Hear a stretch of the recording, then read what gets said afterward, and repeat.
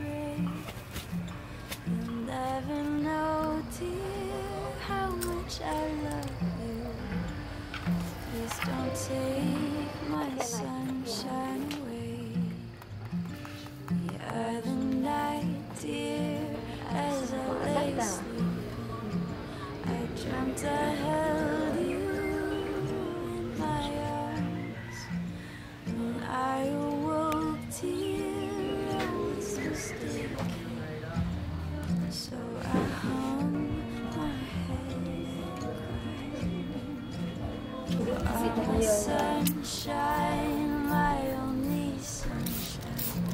You make me happy when skies are gray. You never know, dear, how much I love you. Please don't take my sunshine away.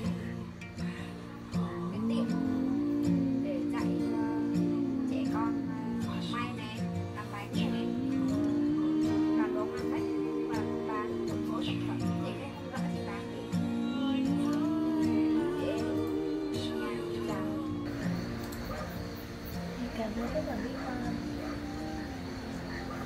vì biết vì những con người em được gặp, về nơi em được ở, về những thứ em được ăn, vì tất cả những việc mà xảy ra trong cuộc đời.